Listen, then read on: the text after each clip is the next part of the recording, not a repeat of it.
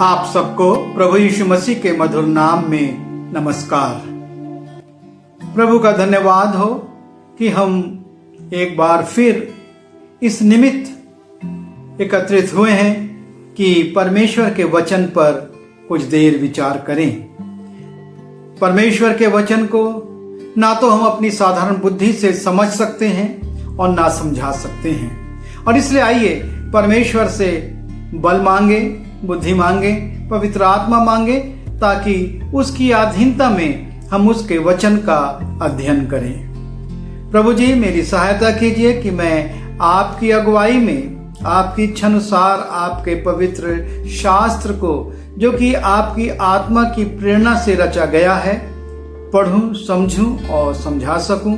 और मेरे जितने प्रिय इस वीडियो को देखते हैं, आपके पवित्र वचन को समझें और हम सब उस पर चलें। आप ही हम सबों को पवित्र आत्मा से परिपूर्ण कीजिए कि पवित्र आत्मा की अगुवाई में हम ये कार्य करें। विनती यीशु मसीह के नाम से मांगते हैं, आमीन।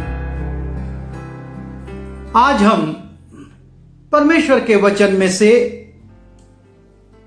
3 प्रकार की बात करने वालों को देखेंगे। अर्थात इस संसार में रहते हुए जो बातचीत हम करते हैं वो 3 प्रकार से, या जो हम संदेश देते हैं या जो हम भाषण देते हैं वो 3 प्रकार से होते हैं।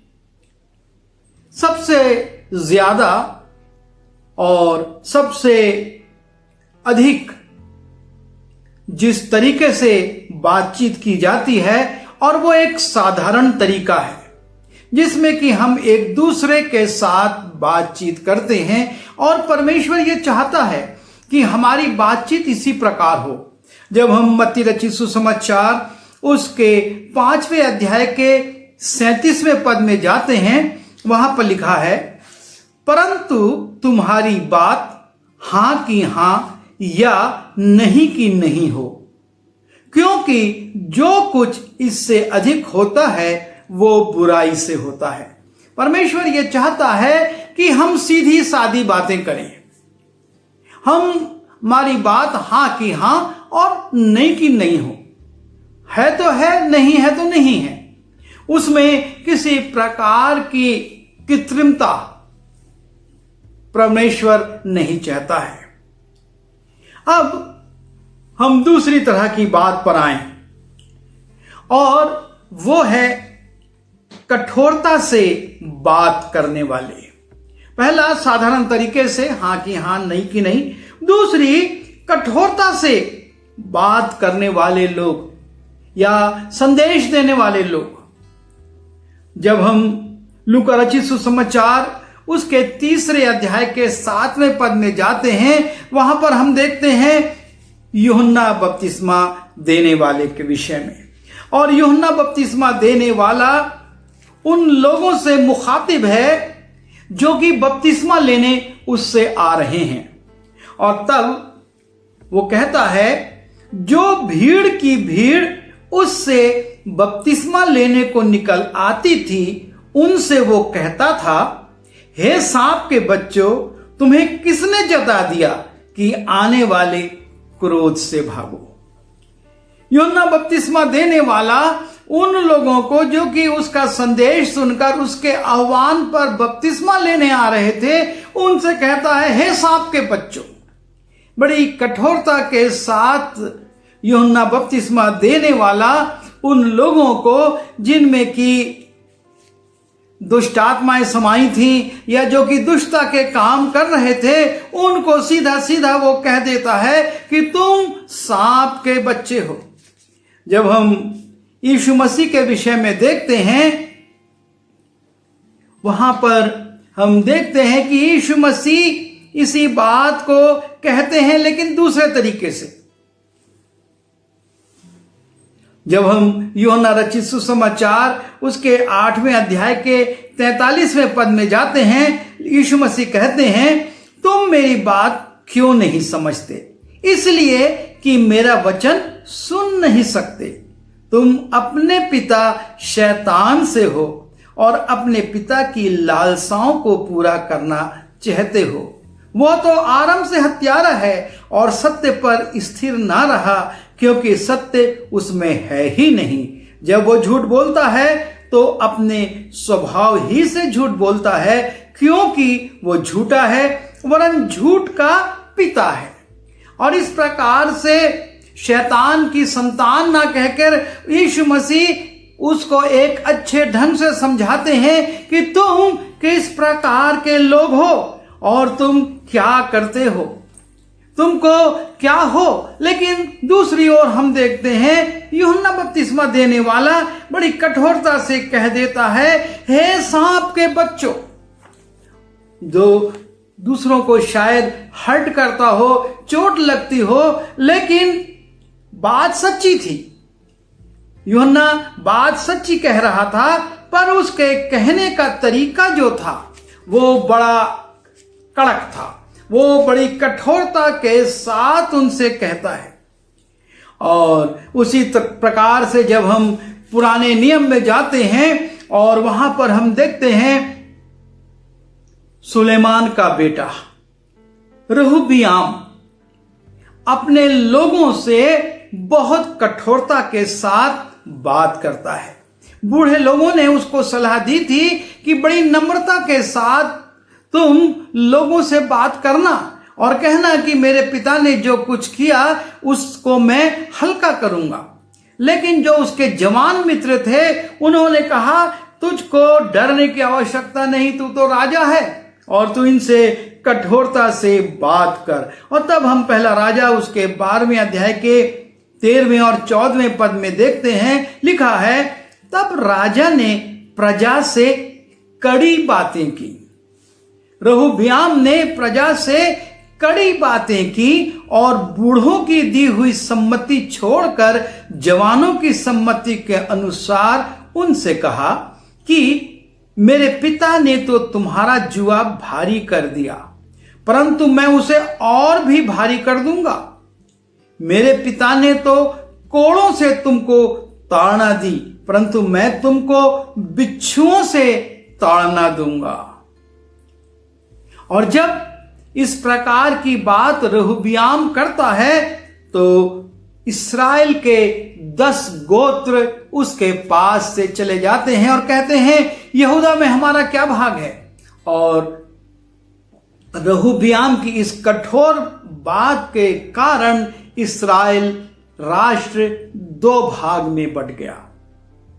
इस्राएली 10 गोत्र और यहूदा और बिन्यामीन 2 गोत्र, जिससे कि यहूदा। और इस प्रकार से वो विभाजन जो हुआ वो हमेशा हमेशा के लिए हो गया। रहूबियाम की एक कठोर बात के कारण राष्ट्र 2 भाग में बंट गया।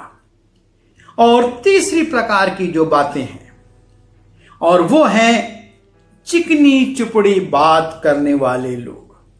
इस संसार में साधारण बातचीत, कठोरता से बातचीत और कुछ लोग जो बातचीत करते हैं वो बड़ी चिकनी चुपड़ी होती है, बड़े मीठे मीठे शब्दों में वो बात करते हैं। जब यीशु मसीह से फरीसी बात करते हैं वो अपना विरोध प्रकट नहीं करते, लेकिन बड़ी चिकनी चुपड़ी बात उससे कहते हैं। जब हम मत्ती रचित सुसमाचार उसके 22वें अध्याय के 15वें पद से पढ़ते हैं, लिखा है, तब फरीसियों ने जाकर आपस में विचार किया कि उसको अर्थात यीशु मसीह को किस प्रकार बातों में फंसाएं।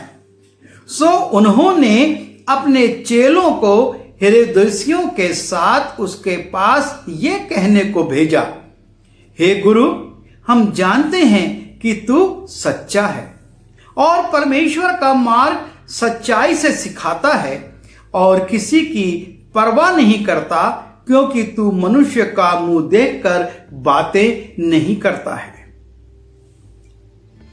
इसलिए हमें बता, तू क्या समझता है, कैसर को कर देना उचित है कि नहीं। और यहां पर हम देखते हैं फरीसी अपने चेलों को हेरोदेसियों के साथ मिलाकर यीशु मसीह की बड़ी तारीफ करते हुए बात करते हैं कि किसी रीति से यीशु मसीह को फंसाएं, उसकी बातों को पकड़ें और तब वो यीशु मसीह से कहते हैं कि हम जानते हैं कि तू सच्चा है, परमेश्वर का मार्ग सच्चाई से सिखाता है, किसी की परवाह नहीं करता, तू मनुष्यों का मुंह देखकर बातें नहीं करता। लेकिन यीशु मसीह समझ जाते हैं कि इन लोगों का यह तारीफ करने का उद्देश्य क्या है। और तब यीशु मसीह कहते हैं, यीशु ने उनकी दुष्टता जानकर कहा, हे कपटियों, मुझे क्यों परखते हो। ये चिकनी चुपड़ी बातें यीशु मसीह को प्रभावित नहीं करी, लेकिन वो समझ गए कि इसके पीछे इनकी मनसा क्या है। और तब वो कहते हैं, हे कपटियों, तुम मुझे क्यों परखते हो। और तब यीशु मसीह कर का सिक्का मंगाते हैं और पूछते हैं, देखते हैं और कहते हैं, किसकी मूर्ति है। बोले कैसर की। तो बोले जो कैसर का वो कैसर को दो, जो परमेश्वर का है वो परमेश्वर को दो। परमेश्वर को परखते हैं वो लोग, चिकनी चुपड़ी बातें करते हैं। जब हम यूहन्ना रचित सुसमाचार उसके 3 अध्याय में जाते हैं, वहां पर भी एक फरीसी यीशु मसीह के पास आता है और बड़ी मीठी मीठी बातें बोलता है। लिखा है यूहन्ना उसके 3 अध्याय के पहले पद से मैं पढ़ रहा हूं। फरीसियों में से निकोदेमुस नाम एक मनुष्य था जो यहूदियों का सरदार था। उसने रात को यीशु के पास आकर उससे कहा, हे रब्बी, हम जानते हैं कि तू परमेश्वर की ओर से गुरु होकर आया है, क्योंकि कोई इन चिन्हों को जो तू दिखाता है, यदि परमेश्वर उसके साथ न हो तो नहीं दिखा सकता। निकोदेमुस यीशु मसीह के पास आता है और यीशु मसीह को गुरु मानता और कहता, तू तो परमेश्वर की ओर से आया है, क्योंकि जो बातें तू करता है, जो बात चिन्ह तू दिखाता है, वो कोई मनुष्य नहीं दिखा सकता। इस प्रकार से यीशु मसीह को बड़ी आकर्षक बातें करता है। लेकिन यीशु मसीह जानते हैं कि निकोदेमुस जो फरीसी है, ये बातें किस लिए कर रहा है, किस मंतव्य से कर रहा है। और तब यीशु उससे कहते हैं, यीशु ने उसको उत्तर दिया कि मैं तुझसे सच सच कहता हूं कि यदि कोई नए सिरे से ना जन्मे तो परमेश्वर का राज्य देख नहीं सकता। यीशु मसीह इस बात में नहीं आते कि तू मुझको अच्छा गुरु कह रहा है, परमेश्वर की ओर से आया हुआ कह रहा है। वो कहता है यीशु मसीह कि तू पहले ये बता कि नए सिरे से जन्मा है कि नहीं, क्योंकि बिना नए सिरे से जन्मा व्यक्ति परमेश्वर के राज्य को देख भी नहीं सकता। उसमें प्रवेश करना, उसका वारिस होना अलग बात है, पहले देख भी नहीं सकेगा। और इस प्रकार से यीशु मसीह उन चिकनी चुपड़ी बातों में नहीं आते हैं। जब यीशु मसीह अपने मृत्यु के विषय में बताते हैं, मत्ती रचित सुसमाचार उसके 16वें अध्याय के 21वें पद में, और वो बताते हैं कि किस प्रकार से उसको दुख झेलना होगा। उस समय यीशु अपने चेलों को बताने लगा कि मुझे अवश्य है कि यरूशलेम को जाऊं और पुरनियों और महायाजकों और शास्त्रियों के हाथ से बहुत दुख उठाऊं और मार डाला जाऊं और तीसरे दिन जी उठूं। और जब यीशु मसीह ये बातें बताते हैं, ये परमेश्वर की योजना है और इसी योजना को वो पूरा करने के लिए आए हैं, लेकिन वो उसको अपने चेलों पर प्रकट करते हैं ताकि उनको अनोखा ना लगे, उनको पता रहे कि ये पूर्व से ही निर्धारित कार्य है।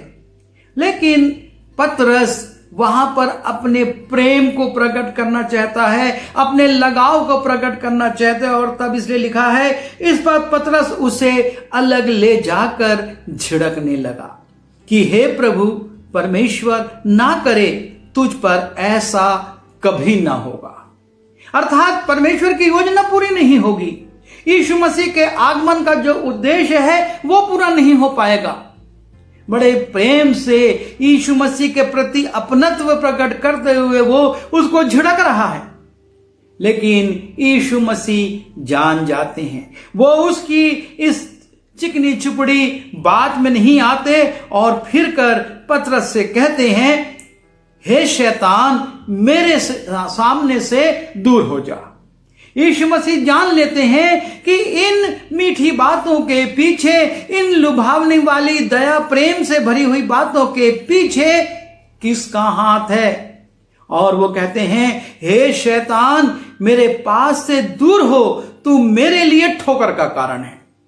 और यही सच्चाई है और आज हमारा विषय यही है। बातें साधारण होती हैं, बातें कठोरता की भी होती हैं और बातें चिकनी चुपड़ी भी होती हैं।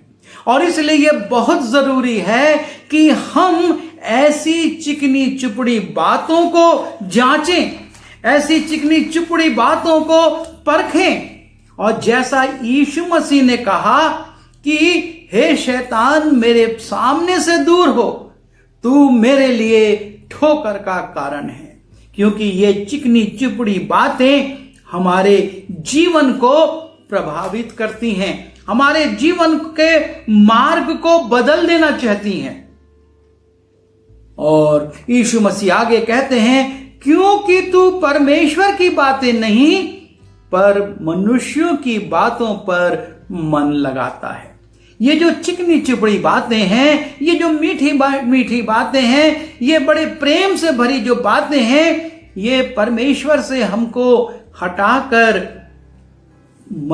उस मार्ग पर ले जाती हैं जो कि शैतान का है। जब हम नीति वचन उसके 7वें अध्याय में जाते हैं और उसके 21वें पद को देखते हैं, वहां पर एक नौजवान का उल्लेख है। और वो नौजवान पहले जा रहा था, फिर वो एक स्त्री के घर के मार्ग की ओर मुड़ जाता है। और जब वो उस मार्ग में मुड़ जाता है, वो स्त्री निकलती है और लिखा है कि उस स्त्री ने उससे बातचीत करी और ऐसी ही बातें कहकर उसने उसको अपनी प्रबल माया में फंसा लिया। नीति वचन उसके 7वें अध्याय के 21वें पद की पहली लाइन मैंने पढ़ी कि ऐसी ही बातें कहकर, ऊपर जो बातें लिखी हैं उनको मैं नहीं पढ़ रहा हूं कि वो हमारी जानी पहचानी है, हम बहुत बार उसको पढ़ चुके हैं कि कैसी वो चिकनी चुपड़ी बातें करती है। और तब लिखा है, और अपनी चिकनी चुपड़ी बातों से उसको अपने वश में कर लिया। इस स्त्री ने इतनी चिकनी चुपड़ी बातें इस नौजवान से करी कि वो उसके वश में हो गया।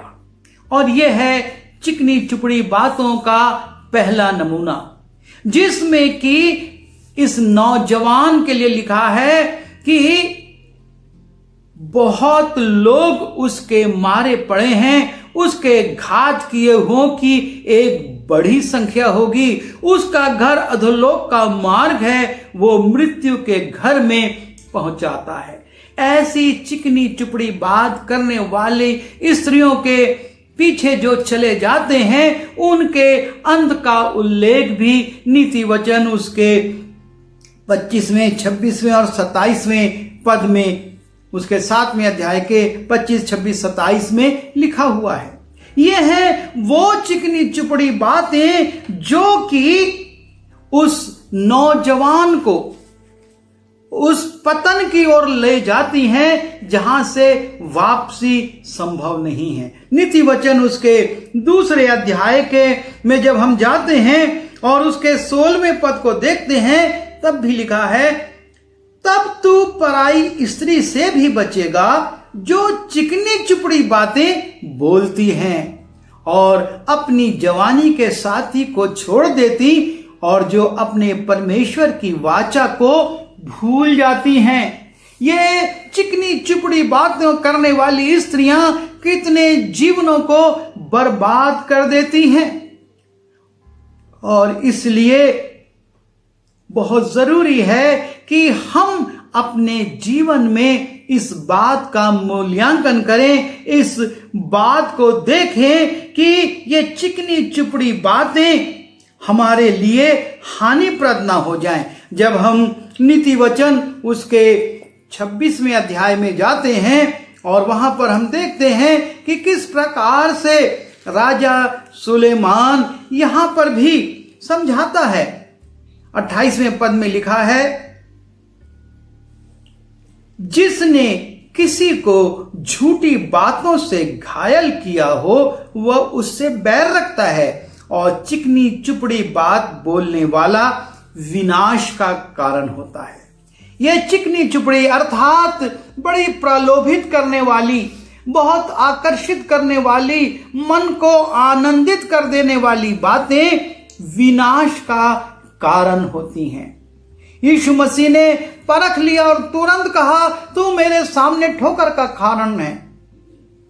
हम इन चिकनी चुपड़ी बात करने वालों को परखें। हमारे जीवन में ये कई रूप में आ सकते हैं, कई रूप में हमको प्रलोभित कर सकते हैं। हम अपने देश में देखते हैं और खास तौर से हमने अपने प्रांत में देखा है कि कितने लोग विभिन्न प्रकार की योजनाओं के प्रलोभनों में फंसकर अपना पैसा लगा देते हैं और वो लोग करोड़ों करोड़ों रुपये लेकर चंपत हो जाते हैं। ऐसा क्यों होता है? क्योंकि उनकी चिकनी चुपड़ी बातों में सीधे साधे लोग आ जाते हैं, सोचने लगते हैं कि बहुत जल्दी उनकी धनराशि दुगनी और चौगनी हो जाएगी, बहुत जल्दी उनको एक अच्छा बढ़िया मकान मिल जाएगा, और उन योजनाओं को, उनकी बातों में वो आकर पैसा लगाते हैं और बाद में मालूम होता है कि वो पछताते रह जाते हैं। ऐसे कितने केस हमारे आसपास हैं जिसमें कि लोगों को आर्थिक हानि उठाने पड़ी। मैं एक ऐसे व्यक्ति को जानता हूं जिसने रिटायर होने पर अपनी रिटायरमेंट की पूरी राशि ऐसी एक स्कीम में लगा दी और कुछ समय बाद पता चला कि वो तो धोखा था, और तब उसको कुछ नहीं सूझा। सामने उसकी बेटी का विवाह था और उसने आत्महत्या कर ली। ये चिकनी चुपड़ी बातें, चिकनी चुपड़ी स्कीम, इसके ऐसा हो जाएगा, इतना मिल जाएगा और इतना होगा, और उसने उसके जीवन को ना सिर्फ दुख में भर दिया लेकिन वो उसको समाप्त कर दिया। और इसलिए सुलेमान कहता है कि और चिकनी चुपड़ी बात बोलने वाला विनाश का कारण होता है। आपको और मुझको इस बात पर ध्यान देना होगा कि कहीं हम ऐसी चिकनी चुपड़ी बातों में आकर प्रलोभित होकर हानि ना उठाएं। जब हम नीति वचन उसके 29वें अध्याय के 5वें पद में जाते हैं, लिखा है, जो पुरुष किसी से चिकनी चुपड़ी बातें करता है वो उसके पैरों के लिए जाल लगाता है। आज घटनाएं घट रही हैं, लेकिन आज से 3000-4000 साल पहले इन बातों को राजा सुलेमान ने लिख दिया कि जो चिकनी चुपड़ी बातें करता है वो पैरों के लिए जाल लगाता है। और ऐसे जाल में फंसकर कितने जीवन बर्बाद हो गए, कितने नौजवान बर्बाद हो गए। चिकनी चुपड़ी बातों में आ गए, तुम्हारी नौकरी लग जाएगी, इतना यहां दे दो, ऐसा करो और ये होगा और वो होगा, और वो उनकी बातों में आए और उन्होंने अपने बहुमूल्य धन को भी खोया, समय को भी खोया, और आखिरी में निराशा उनके हाथ आई। वो फंस गए, क्योंकि शिकायत करते हैं तो भी वो फंसते हैं और नहीं करते हैं तो भी उनका पैसा चला गया है।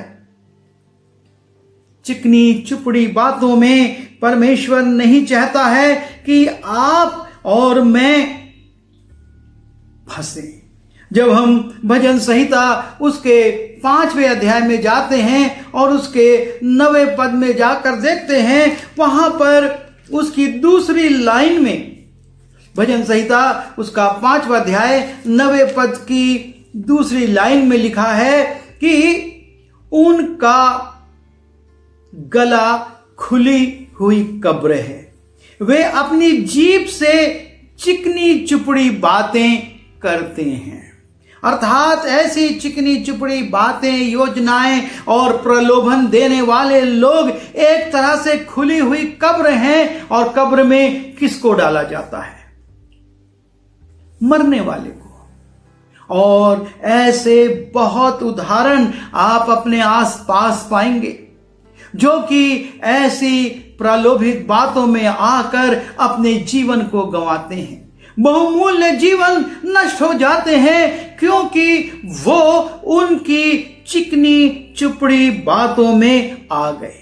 और इसलिए जैसा कि हमने प्रारंभ में कहा कि 3 तरह से बातें की जाती हैं। कुछ बातें बिल्कुल साधारण हाँ कि हाँ, नहीं कि नहीं। कुछ कठोरता से की जाती हैं, लेकिन उसका उद्देश्य भी होता है कि मानव जीवन में सुधार आए।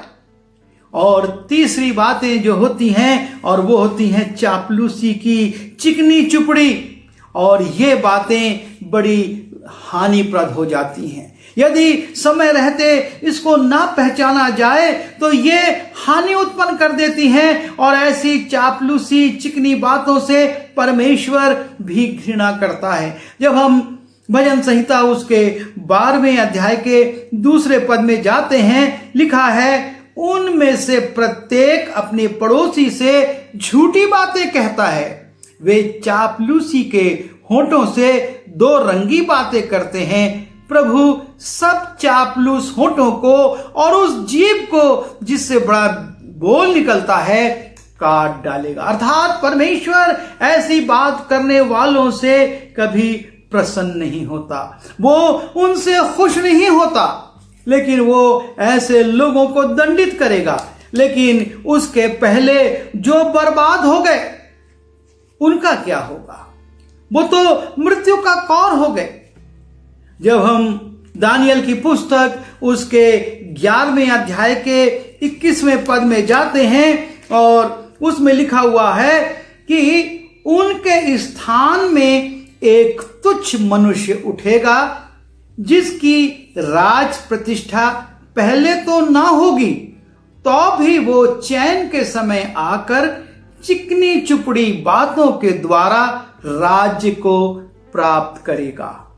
और ये वो स्थिति है जब हमारे राजनेता चिकनी चुपड़ी बातें करके जनता को प्रलोभित करते हैं और जनता उनकी उस चिकनी चुपड़ी बातों में आकर, जो पहले तो कुछ ना था लेकिन बाद में लिखा हुआ है कि वो राज्य को प्राप्त करेगा।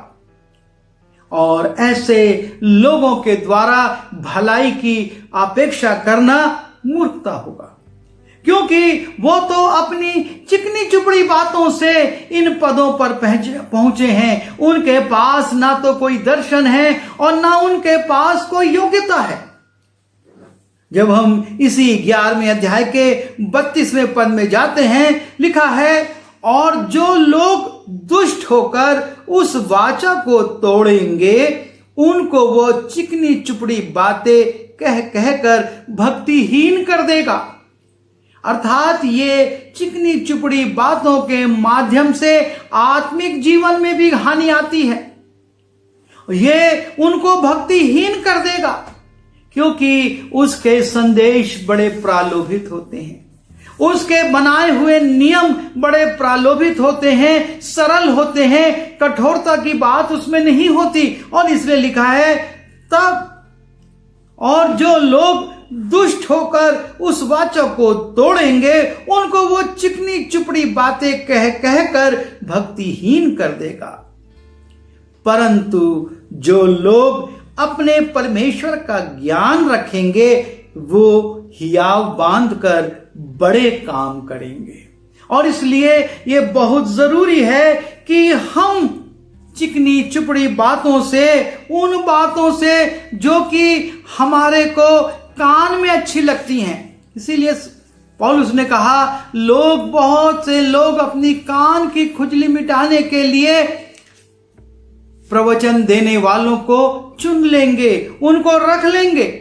और पहला थिस्सलुनी उसके 2 अध्याय के 5वें पद में पौलुस लिखता है, क्योंकि तुम जानते हो कि हम ना तो कभी लल्लो पत्तों की बातें किया करते थे और न लोभ के लिए बहाना करते थे। परमेश्वर गवाह है। वो पौलुस अपनी मिनिस्ट्री के बारे में बताता है कि हमने लल्लो पत्तों अर्थात चिकनी चुपड़ी बातें तुमसे नहीं करी, पर खरी बातें की हैं, और ये खरी बातें हमारे जीवन के लिए आवश्यक हैं। यीशु मसीह ने पतरस को इसीलिए घुड़का और कहा कि हे शैतान, मेरे सामने से दूर हो, क्योंकि तू मेरे लिए ठोकर का कारण है, क्योंकि तू परमेश्वर की नहीं मनुष्यों की बातों पर मन लगाता है। और जब हम संसार की इन प्रलोभित करने वाली बातों को देखते हैं, हमारे चरित्र का पतन हो जाता है, हमारी संपत्ति का पतन हो जाता है, हमारे जीवन का पतन हो जाता है। कितने लोग प्रलोभित होकर मृत्यु तक चले जाते हैं और कितने लोग भक्तिहीन हो जाते हैं। कितने लोग इनकी बातों को सुनकर अपने ऊपर उनको राजा ठहरा लेते हैं, राज्य उनको मिल जाता है और तब बाद में लोग पछताते हैं। और इसलिए ये आवश्यक है कि हम अपने जीवन में अपने आसपास आने वाले लोगों की बातों को, उसके मर्म को समझने की कोशिश करें। बहुत लोग हमको मिलेंगे, हमारे काम की प्रशंसा करेंगे, हमारी चीजों की प्रशंसा करेंगे, हमारे खूबसूरती की प्रशंसा करेंगे, हमारे व्यक्तित्व की प्रशंसा करेंगे, पर हमको उसमें देखना है कि कहीं ये चिकनी चुपड़ी बातें तो नहीं जो कि हमको पतन की ओर ले जाएं। प्रभु हमारी सहायता करे कि हम इन बातों को परखें और हमारी बात हां की हां और नहीं की नहीं हो, जिसे यीशु मसीह कहते हैं कि यही सर्वोत्तम है। तुम्हारी बात हां की हां और नहीं की नहीं हो। ना हम किसी से कठोरता की बात करें और ना किसी को हम फालतू में लल्लो चप्पो की और चिकनी चुपड़ी बातें करके प्रलोभित करें। प्रभु हम सबकी सहायता करे। आइए दुआ करें। पिता परमेश्वर, हम धन्यवाद देते हैं आपके जीवित वचन के लिए, जो कि आपने हमको इस निमित्त दिया है कि हम अपने जीवन की छोटी छोटी लोमड़ियों को देखें, उनको पकड़ें और अपनी दाख की बारी से निकाल दें, ताकि हम में फूल आए, फल आए और आपको महिमा मिले।